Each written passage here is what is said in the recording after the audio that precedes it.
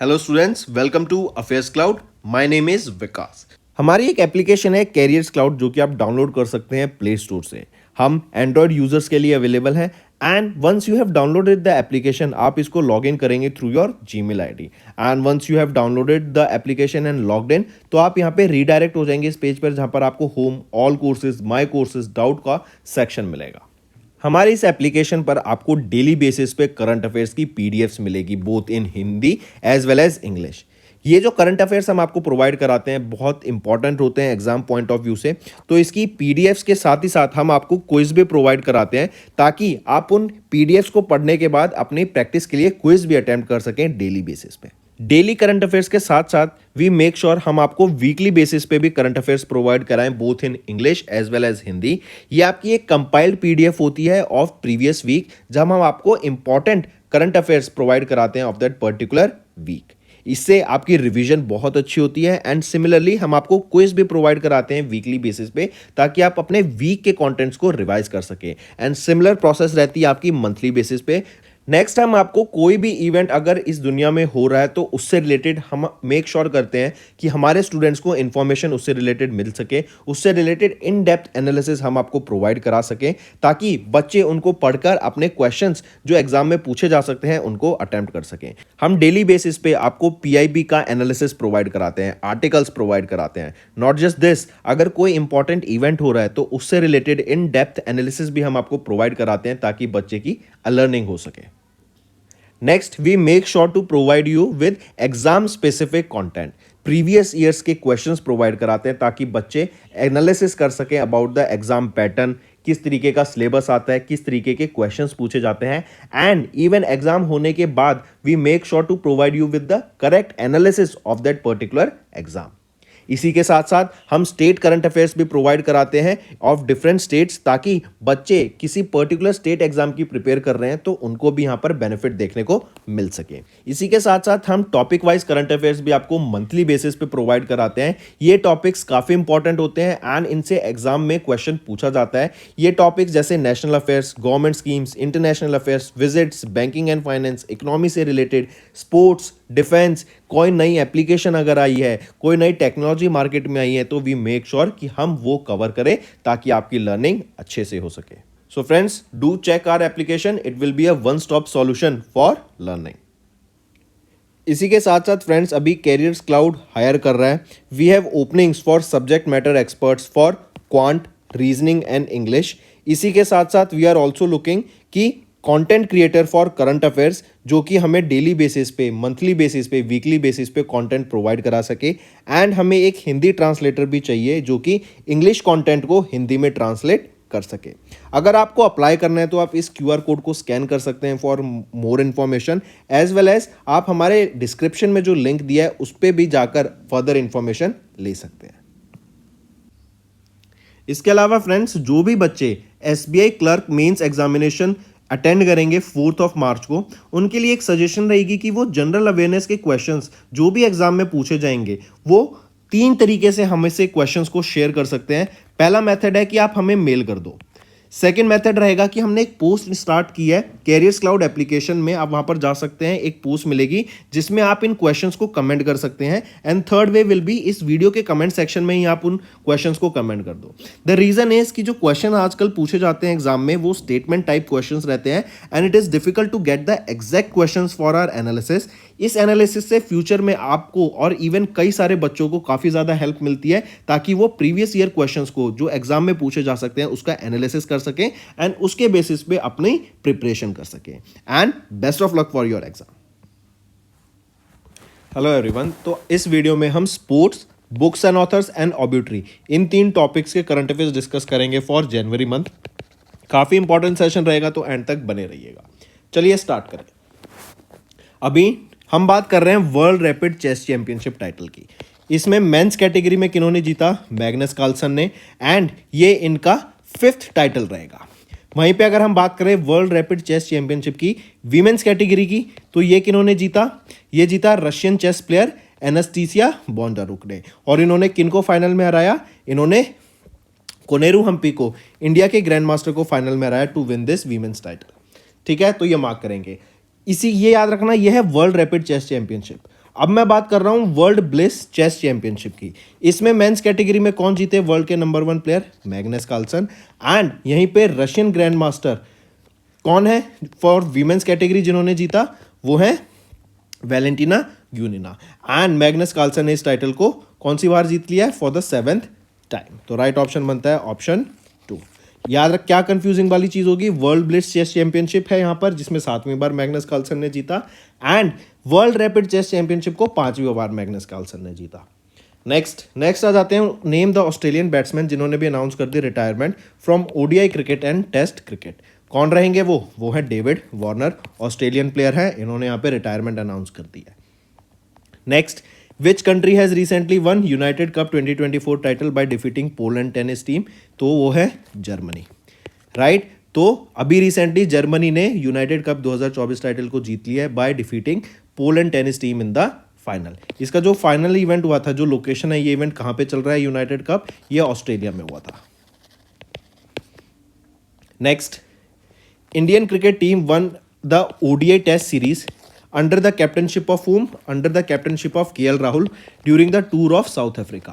During the tour of South Africa, India की cricket team ने ODI series जीत ली है। वहीं पर जो T20 इंटरनेशनल है एंड टेस्ट सीरीज है ये ड्रॉ हुई, राइट। एंड केएल राहुल ने इसको जीत लिया, कैप्टनशिप थे, ये कैप्टन थे इंडियन क्रिकेट टीम के for the tour of South Africa. Next, former test captain of dash country Dean Elgar, इन्होंने अभी रिटायरमेंट अनाउंस कर दिया है इंटरनेशनल क्रिकेट से। तो ये जो डीन एल्गर है ये साउथ अफ्रीका के कैप्टन थे, correct, and former test captain थे और उन्होंने रिटायरमेंट अनाउंस कर दिया। Next, which of the following Indian badminton players have won the silver medal in the men's double of the Yonex Sunrise India Open 24 held in New Delhi? तो silver medal जीता, second position आई। कौन है famous India के badminton men's double player? वो हैं Swastik Sairaj रानिक Reddy and Chirag Shetty. इन दोनों ने यहाँ पे जीत लिया है men's double Yonex Sunrise India open 2024 को, जो न्यू दिल्ली में हुआ था। Next, which team has recently one Australia's big Bash league? ये जो बिग बैश लीग है ना, ये सिमिलर है टू आईपीएल। जैसे इंडिया में आईपीएल होता है तो ऑस्ट्रेलिया में बिग बैश लीग होती है, ये क्रिकेट से रिलेट करता है। तो पूछा जा रहा है किस टीम ने यहाँ पे बिग बैश लीग को जीत लिया है? तो वो है ब्रिस्बेन हीट ने। ब्रिस्बेन हीट ये क्रिकेट टीम का नाम है जिन्होंने इसको जीत लिया है, एंड ये 13th एडिशन है आपका बिग बैश लीग का। Next, which football team won the Indian Super Cup 2024 defeating Odisha football club in the finals at the Kalinga stadium in Bhubaneswar Odisha? तो भुवनेश्वर ओडिशा में अभी इंडियन सुपर कप 2024 को जीतने वाली टीम कौन सी बन गई? वो है East Bengal football club, right. And ये अगर पूछा जाए कि इंडिया सुपर कप 2024 ये जो इवेंट है, ये जो टाइटल है, ये किस स्पोर्ट से बिलोंग करता है? तो ये आपका फुटबॉल से बिलोंग करता है, एंड ओडिशा की फुटबॉल क्लब ने यहां पर इसको जीत लिया है। तो ये तो थे फ्रेंड्स कुछ स्पोर्ट्स से रिलेटेड। अब आ जाते हैं आपसे बुक्स एंड ऑथर्स पर। विच of the following personalities have recently authored the book Ram मंदिर राष्ट्र मंदिर ए साजी विरासत? राइट, ये है राम मंदिर राष्ट्र मंदिर एक सजी विरासत। इस बुक को केरला गवर्नर आरिफ मोहम्मद खान के द्वारा लॉन्च किया गया। पूछा जा रहा है कि यहाँ पे कौन है वो पर्सनैलिटी जिन्होंने इस बुक को ऑथर किया? वो है गीता सिंह एंड आरिफ खान भारती, इन दोनों के द्वारा इस बुक को ऑथर किया गया। एंड रंग भवन ऑडिटोरियम आकाशवाणी में इस बुक का लॉन्च इवेंट था। एंड ये बुक एक्सप्लोर करती है about the influence of Lord Rama not in India but in Asian continents also.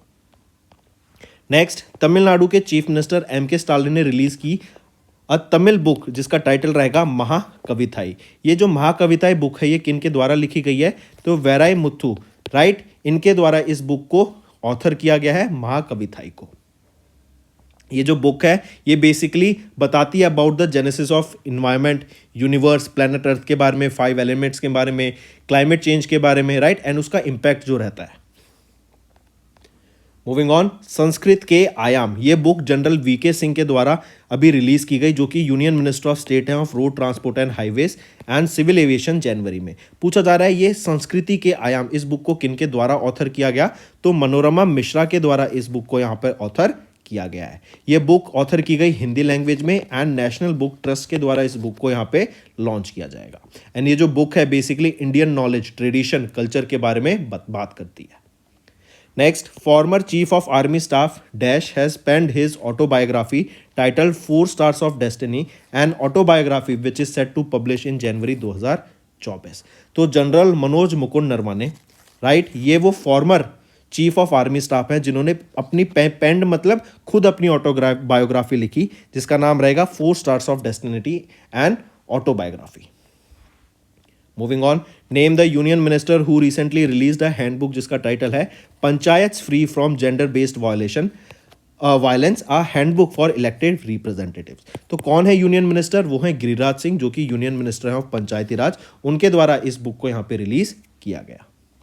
Next, name the union minister who authored the book fertilizing the future Bharat march toward fertilizer self efficiency. तो कौन है वो union minister? Mansukh Mandaviya ji के द्वारा इस book को यहाँ पे ऑथर किया गया एंड इस बुक को जगदीप धनखड़ जो कि वाइस प्रेसिडेंट हैं इंडिया के, उनके द्वारा इस बुक को रिलीज किया गया एंड इसकी एक हिंदी वर्जन भी बुक की रिलीज की गई है। तो दोस्तों ये हो गए हमारे बुक्स एंड ऑथर्स। अब चलते हैं ऑब्यूटरी के ऊपर।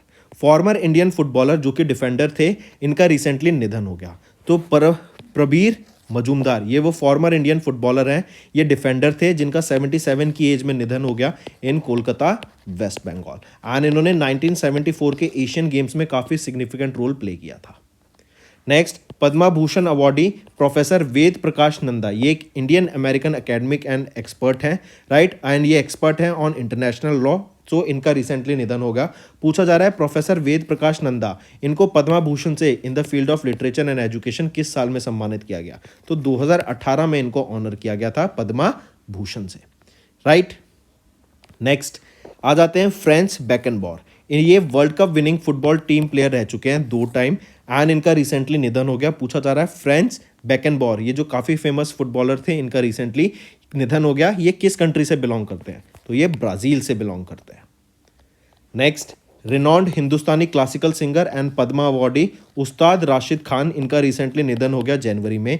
इन which year did he receive Padma Bhushan award in the field of arts? तो इनको पद्मा भूषण अवार्ड से कब सम्मानित किया गया था? 2022 में, राइट। उस्ताद राशिद खान को कोलकाता वेस्ट बंगाल में निधन हो गया।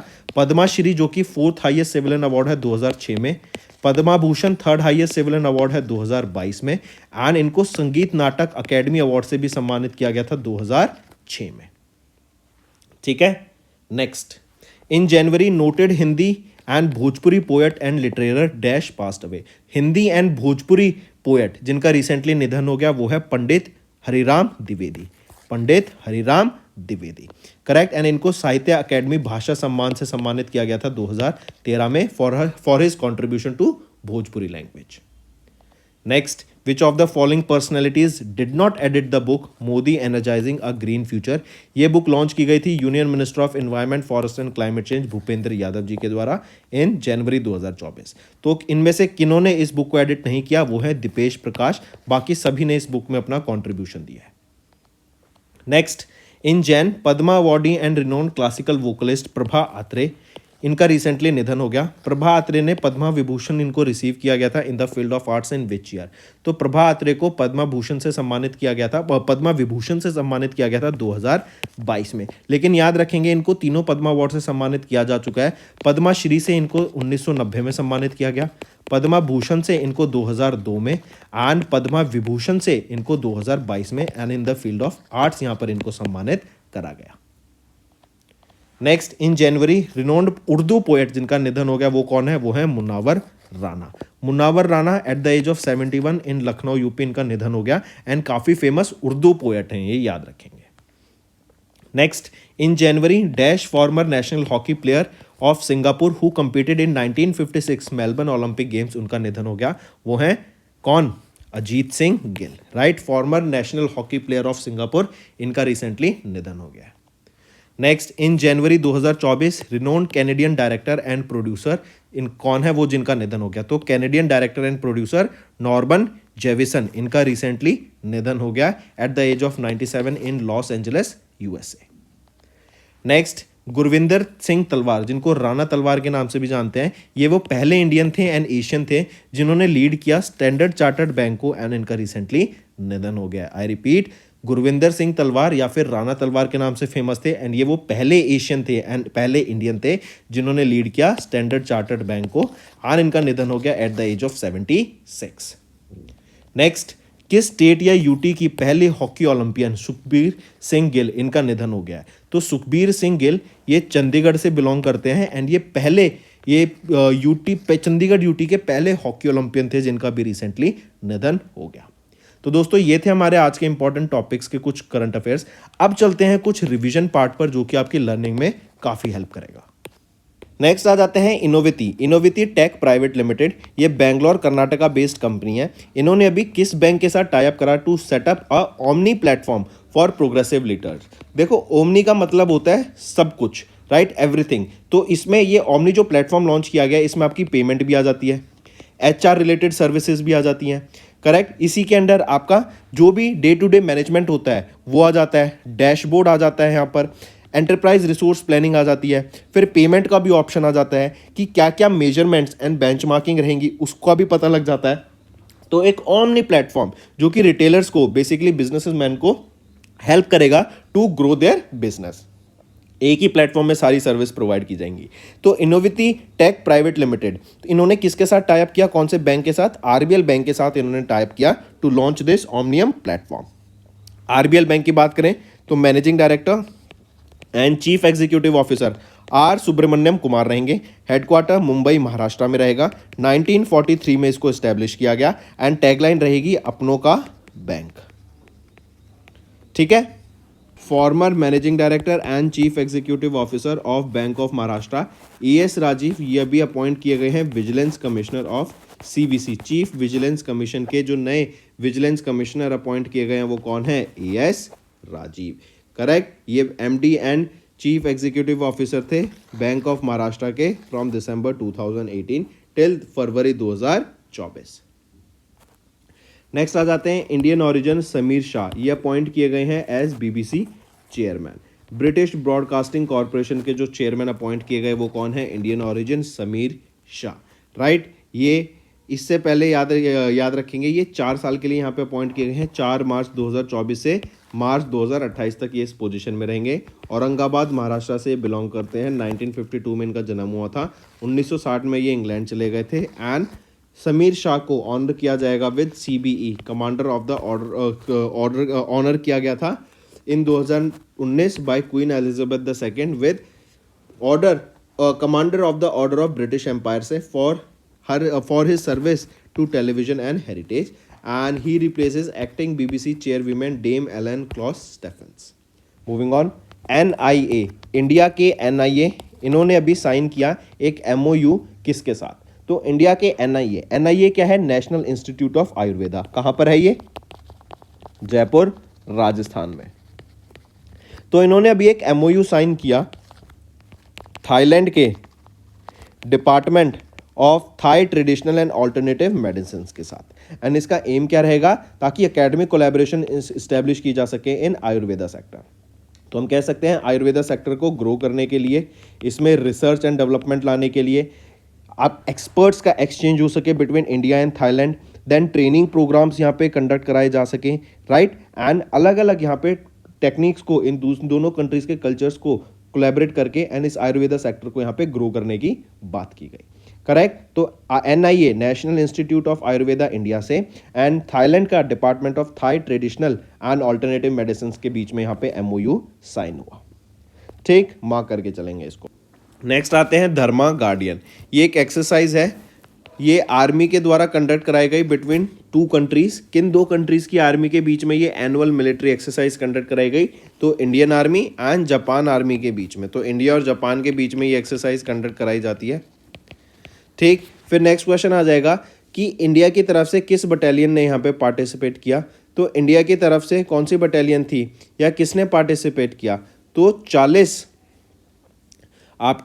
40 के करीब पर्सनल्स थे फ्रॉम राजपुताना बटालियन या राजपुताना राइफल्स रेजिमेंट ने यहाँ पे पार्टिसिपेट किया। 40 पर्सनल्स ने इन्होंने इस एक्सरसाइज में पार्टिसिपेट करा। फिर आ जाता है लोकेशन। धर्मा गार्डियन ये एक्सरसाइज हुई कहाँ पर थी? तो राजस्थान में इस एक्सरसाइज को कंडक्ट कराया गया था एट महाजन फील्ड फायरिंग रेंज, जो कि राजस्थान में 25 फरवरी से ये एक्सरसाइज स्टार्ट हो गई है एंड कब तक होगी? 9 मार्च तक ये एक्सरसाइज आपकी चलेगी, राइट। एंड कौन सा एडिशन है इस एक्सरसाइज का? अगर ये क्वेश्चन आ जाता है तो 5वां एडिशन इस एक्सरसाइज का रहेगा, जो अभी 2024 में इंडिया और जापान के बीच में राजस्थान में कंडक्ट कराया जा रहा है। सबसे पहला क्वेश्चन है, how many AIIMS were inaugurated by prime minister Narendra Modi? अभी याद रखेंगे पीएम नरेंद्र मोदी ये गुजरात विजिट पर थे एंड 24-25 फेब को ये यहाँ पे विजिट पे थे एंड यहीं पर एड्रेस करते हुए लोगों को इन्होंने काफ़ी सारे प्रोजेक्ट 52,250 करोड़ रुपीस के प्रोजेक्ट्स को यहाँ पे इनॉग्रेट किया, जिसमें से अगर हम देखें पहला आ जाता है फर्स्ट की अगर हम बात करें तो ये है 5 एम्स यहाँ पे इनॉग्रेट किए गए।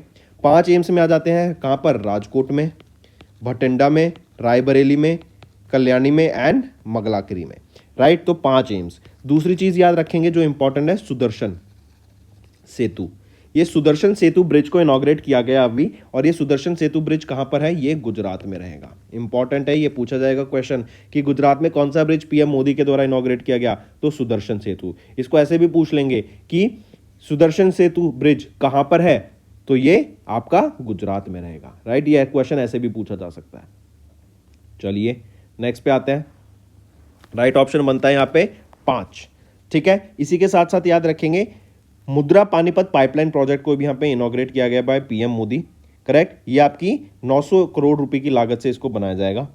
गुजरात की बात करें तो गांधीनगर यहाँ की कैपिटल रहेगी and chief minister Bhupendra Patel, governor कौन रहेंगे? Acharya Devvrat. Quality Control of India, that is QCI, along with which organization has launched a DigiReady certification portal?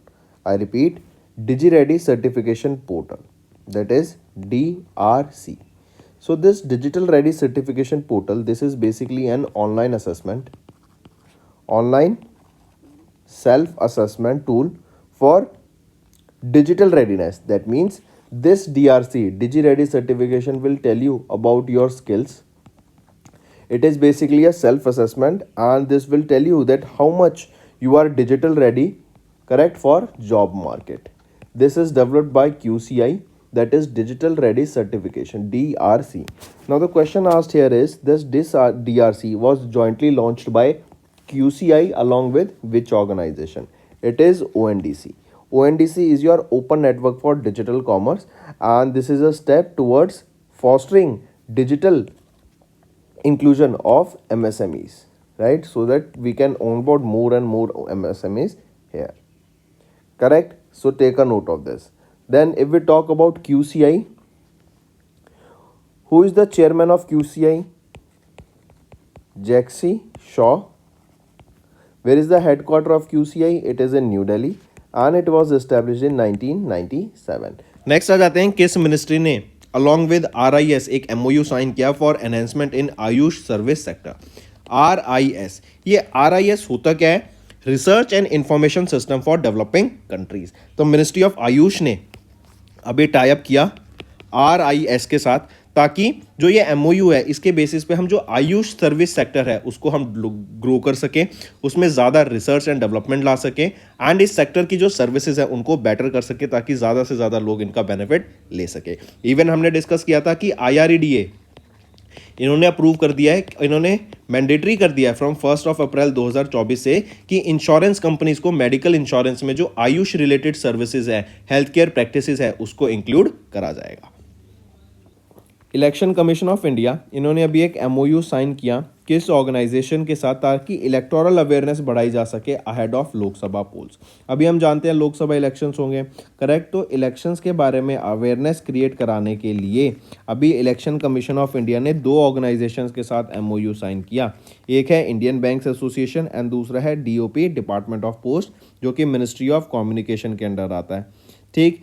फिर यहीं पर याद रखेंगे ये बेसिक एम क्या था कि यूथ में वोटिंग के बारे में अवेयरनेस बढ़ाई जा सके, उनको अपने राइट्स के बारे में बताया जा सके, उनको बताया जा सके कि वोट्स क्यों ज़रूरी है, वोटिंग करना क्यों ज़रूरी है, किन चीज़ों के बेसिस पे वोटिंग करना चाहिए, उसके बारे में एजुकेशन प्रोवाइड कराने के लिए।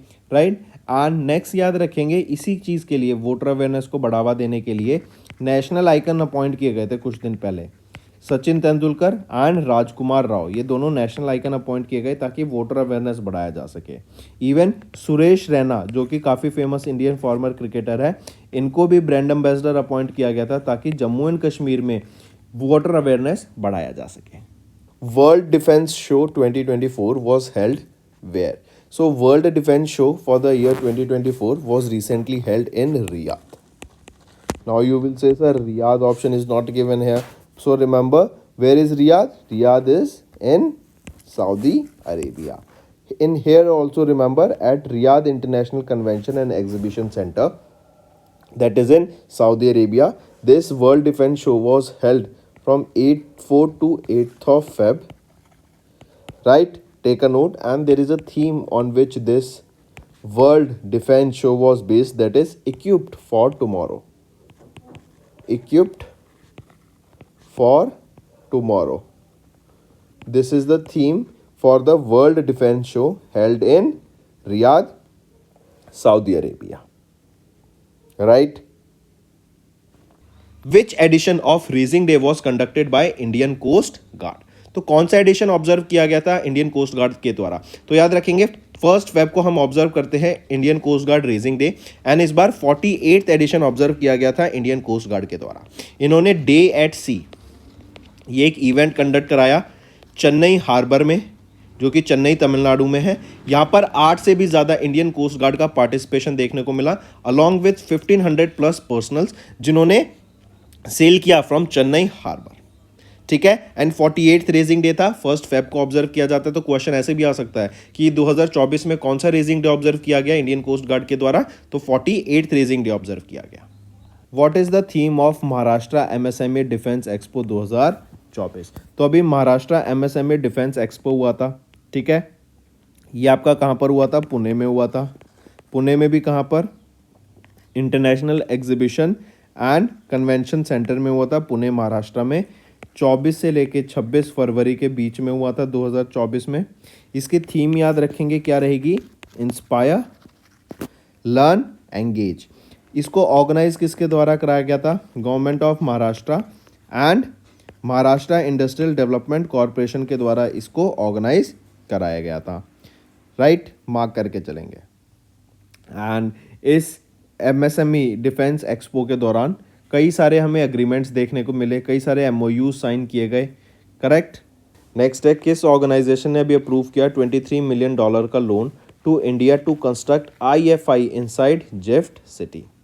तो कौन सा रहेगा? वो है Asian development bank. Right, Asian development bank ने अभी अप्रूव किया 23 मिलियन का लोन टू इंडिया ताकि आईएफआई इंटरनेशनल फाइनेंस इंस्टीट्यूशन आईएफआई को इस्टेब्लिश किया जा सके। कहाँ पर? जिफ्ट सिटी में। और जिफ्ट सिटी कहाँ पर है? गांधीनगर, गुजरात। जिफ्ट सिटी क्या है? Gujarat international finance tax city. Right, and याद रखेंगे कि एशियन डेवलपमेंट बैंक ने यहाँ पे $23 मिलियन अप्रूव करे। राइट, ये जो प्रोजेक्ट है बेसिकली ये आपकी रिसर्च एंड डेवलपमेंट बढ़ावा देगा in innovative solution technologies area जैसे climate, fintech, regulatory technology, gender equality in finance and so on. And ये हेल्प करेगा इंडिया को to establish a fintech readiness index. Right, चलिए नेक्स्ट पे आते हैं। Managing director and chief executive officer कौन रहेंगे जिफ्ट सिटी के? तपन रे। ठीक है, गांधीनगर गुजरात में हेडक्वार्टर रहेगा और 2015 में जिफ्ट सिटी को इस्टेब्लिश किया गया। Where will be new AIIMS built in Jammu and Kashmir? तो अभी recently prime minister Narendra Modi visit पर थे to Jammu and Kashmir on 20th Feb, and यहाँ पर विजयपुर सांबा में इन्होंने नया जम्मू एम्स डेवलप करने की यहाँ पे बात की गई। इसी के साथ साथ याद रखेंगे 32,000 करोड़ रुपए के डेवलपमेंट प्रोजेक्ट को यहाँ पे लाने की बात की गई है जम्मू एंड कश्मीर में, जिसमें से एक रहेगा एम्स विजयपुर। ठीक, फिर इसके अलावा याद रखेंगे he also laid the foundation stone for a new terminal building of Jammu and Kashmir Jammu airport. Correct, इसी के साथ साथ कई सारे एजुकेशनल इंस्टीट्यूट्स के कैंपसेस को भी यहाँ सेटअप करने की बात की गई, as well as road and railway projects यहाँ पे लाने की बात की गई in Jammu and Kashmir. Lieutenant governor कौन रहेंगे जम्मू एंड कश्मीर के? मनोज सिन्हा। नेक्स्ट आ जाता है फिर अभी किस ऑर्गेनाइजेशन को ऑनलाइन पेमेंट एग्रीगेटर का लाइसेंस मिला आरबीआई से? डायरेक्ट क्वेश्चन है, अमेजॉन पे। आपका भी जब अमेजॉन की वेबसाइट पे लॉगिन करते हैं कुछ बाय करने के लिए तो आप देखते हैं वहां पे अमेजॉन पे का फीचर आता है, तो ये सिमिलर है। आप यहाँ पे अमेजॉन पे में अपना अकाउंट खोल सकते हैं, यहाँ पर अपना बैलेंस रख सकते हैं, यहीं से आप पेमेंट कर सकते हैं, डिस्काउंट्स भी मिलते हैं। इवन आप अपने बिजली का बिल रिचार्ज वगैरह वो भी इस अमेजॉन पे के थ्रू करा सकते हैं। Next is which ministry launched APAR in remote villages across India? So this APAR was launched by Ministry of Education. Now what is this APAR stands for? It is Automated Permanent Academic Account Registry. I repeat, Automated Permanent Academic Account Registry. Next आते हैं फिर ministry of finance ने अभी recognise किया किस airline को as a designated Indian carrier? तो ministry of finance ने अभी अकाशा एयर को designated as the Indian carrier, right? Mark करके चलेंगे, जो भी फैसिलिटेट करेंगी इंटरनेशनल फ्लाइट्स वो इंडिया के लिए अकाशा एयर करेगी। नेक्स्ट आरबीआई ने अभी पेनल्टी इम्पोज कर दी 3 करोड़ रुपीज़ की किन ऑर्गेनाइजेशन या बैंक्स पर? तो एसबीआई पे, कैनरा बैंक पर, city union and ocean capital market limited, इन चारों पर यहाँ पर अभी आरबीआई के द्वारा पेनल्टी इम्पोज की गई। एसबीआई की बात करूँ तो एसबीआई पर आरबीआई ने 2 करोड़ रुपए की पेनल्टी लगाई। कैनरा बैंक की बात करूँ तो कैनरा बैंक पर आपके 32.3 लाख रुपए की पेनल्टी इम्पोज की गई। सिटी यूनियन बैंक की अगर मैं बात करूं तो सिटी यूनियन बैंक पर 66 लाख रुपीस की पेनल्टीज इम्पोज की गई। And ocean capital markets limited, इन पे अभी आरबीआई के द्वारा 16 लाख रुपए की पेनल्टी इम्पोज की गई। तो ये अमाउंट भी याद रखेंगे, पूछा जा सकता है। Ministry of skill development and entrepreneurship as well as ministry of education, इनके द्वारा लॉन्च किया गया एक platform to boost employability and professional development. तो बेसिकली हम बोले तो स्किल्स प्रोवाइड कराने के लिए, लोगों को ट्रेनिंग देने के लिए आज की स्किल्स में, राइट? यहाँ पे कोर्सेज प्रोवाइड कराए जाएंगे, जो कोर्सेज आपके माइक्रोसॉफ्ट, एल&टी, देन सिस्को, इनके द्वारा प्रोवाइड कराए जाएंगे। एंड इन सर्टिफिकेशंस के बेसिस पे जो ये प्रोवाइड करेंगे, जो ये कोर्स प्रोवाइड करेंगे, उसके बेसिस पे यहाँ पे यूथ को एम्प्लॉयमेंट रेडी बनाया जाएगा, उनको स्किल्स प्रोवाइड कराई जाएंगी मार्केट के हिसाब से, ताकि वो अब जहाँ पे बाहर जाएं तो उनको जॉब मिल सके इजीली, राइट? तो याद रखेंगे ये स्वयं प्लस प्लेटफॉर्म यहाँ पे लॉन्च किया गया। इससे पहले भी स्वयं लॉन्च किया गया था, लेकिन इसका स्वयं प्लस प्लेटफॉर्म लॉन्च किया गया एंड इट प्रोवाइड कोर्सेज जो कि डेवलप किए गए हैं by industry players such as L and T, Microsoft and Cisco. Next आ जाते हैं ministry of port, shipping and waterways. इन्होंने पार्टनर किया किस ऑर्गेनाइजेशन या इंस्टीट्यूट के साथ टू सेटअप इंडिया का पहला गति शक्ति रिसर्च चेयर? तो आईआईएम शिलोंग में ये इंडिया का पहला गति शक्ति रिसर्च चेयर सेटअप करने की बात की गई। एंड ये जो पहला गति शक्ति रिसर्च चेयर रहेगा ना, बेसिकली इसमें क्या है कि मल्टी मॉडल लॉजिस्टिक पे यहाँ पे रिसर्च की जाएगी एंड इस सेक्टर को ग्रो करने की बात की जाएगी, लॉजिस्टिक्स को, specially in the north eastern region में जो मल्टी मॉडल लॉजिस्टिक्स है उसको ग्रो करने की बात की गई, राइट? एंड उसमें जो भी रिसर्च की हम कर सकते हैं ताकि जो हमारा लॉजिस्टिक सेक्टर है वो इम्प्रूव हो सके, इसीलिए यहाँ पर ये MOU साइन किया गया, करेक्ट? और बेसिकली कहें हम MOU साइन किया गया between ministry of port, shipping and waterways and IIM Shillong to set up this India का पहला गति शक्ति रिसर्च चेयर। एंड लोकेशन भी ऐसे क्वेश्चन आ जाएगा कि इंडिया का पहला गति शक्ति रिसर्च चेयर कहाँ पे लोकेटेड रहेगा? शिलोंग, मेघालय में। Which bank partnered with LeRemitt for cross border transactions for MSME? LEREMITT, right? So which is that bank that has partnered with Lerimit for cross-border transactions for MSME? It is Yes Bank, right? Yes Bank Limited has partnered with a Bangalore-based startup that is Lerimit, right? And this will enable MSMEs. This will enable MSMEs to conduct international transactions that will include US dollar and euro. Right? This will offer transparency, efficiency, and will provide cost benefits to the small businesses that are involved in the global trade. If we talk about Lerimit, who is the co-founder and CEO? Sheetal Jain. Headquarter is in Bangalore, Karnataka.